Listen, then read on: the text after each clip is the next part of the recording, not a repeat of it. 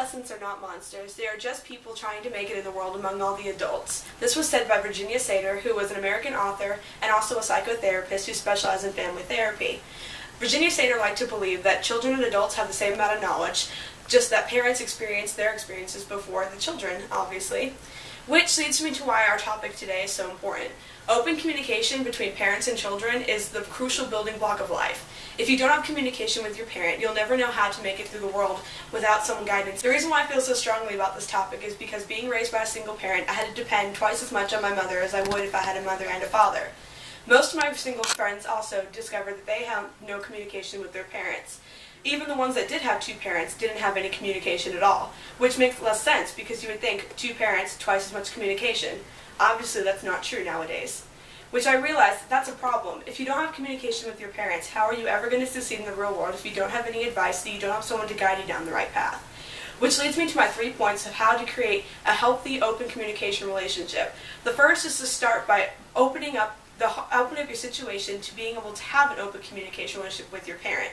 After you do that, the second step is to create healthy boundaries between you and your parent. And lastly is how to actually talk to your parent without the forceful pressures of the world, awkwardness, and invasion of privacy. Firstly, we're going to start with how to open and begin an open communication relationship.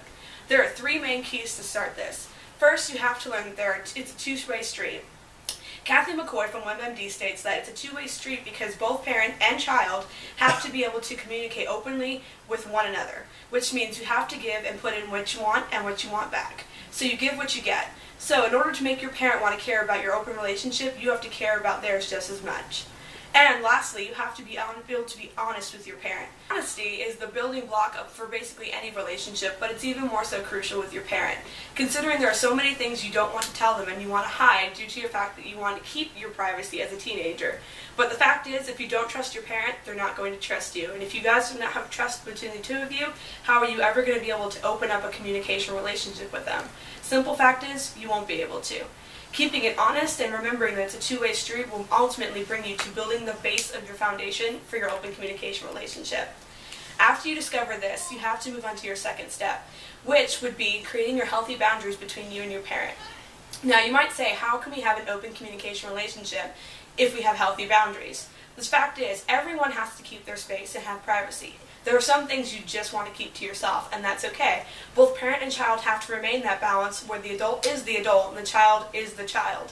And by doing that, you can keep things to yourself while still being honest. For instance, certain topics are off limits. It just happens. For instance, sex, drugs, and alcohol. These things do need to be discussed between a parent and child, but there are some things that can be left out to keep for future references. For instance, talking about sex can be a difficult discussion for you and parent.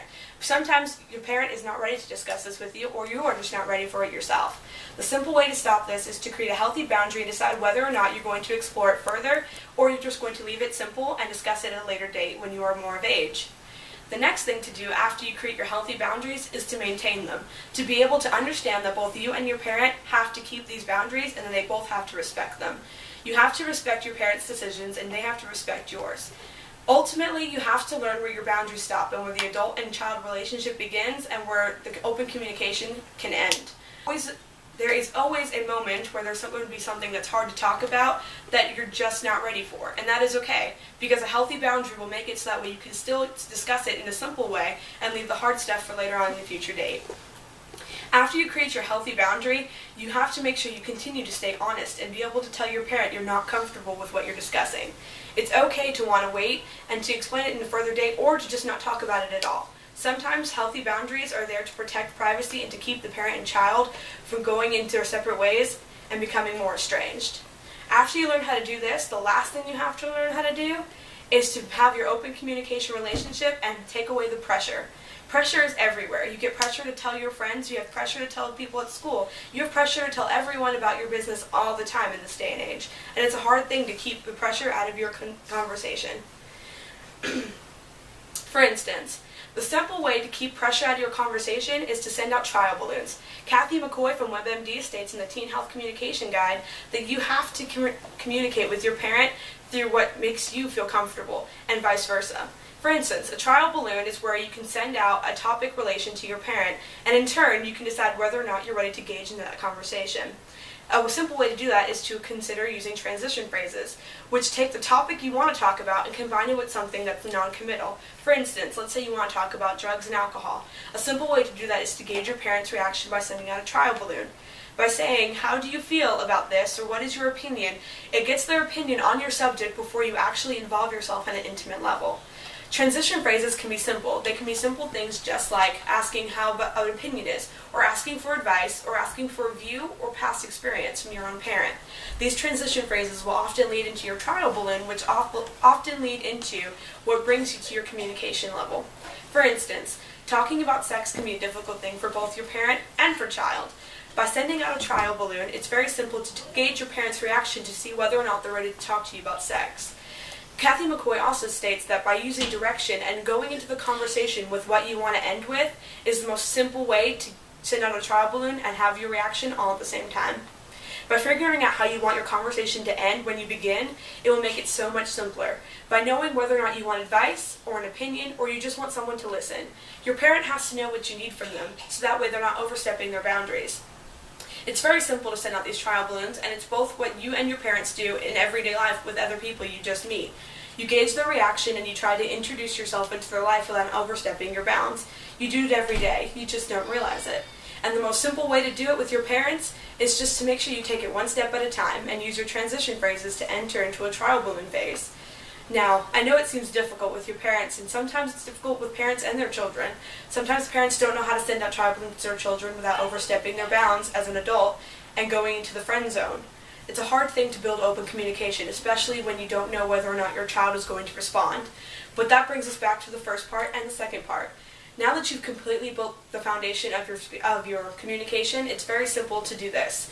To open it up, to start it. To continue building on it by simply putting up healthy boundaries, and to further engross inside of it by continuing to talk to your child and be able to gauge whether or not it's okay to talk about certain things at a certain time. Not everything's going to happen at once, and that's okay. Because talking to your parent is a lifelong commitment. It's not something that's simple. Now, everything that I've told you might seem quite difficult because if you've never had open communication with your parent, starting one can be quite difficult. But if you use the 3 steps that I've given you today, you can ultimately have a communication with your family. Now, if you just remember the 3 simple things: to open up, to be honest, to communicate, to put up healthy boundaries, and then finally to get rid of the awkward pressure and stop forcing yourself to talk, ultimately when you're ready to start a communication relationship with your parent, you will be ready to. And when you are ready to do this, your parent needs to be ready as well, because it's a two-way street. And at the end of the day, if you don't have communication with your parent, how will you ever succeed in life?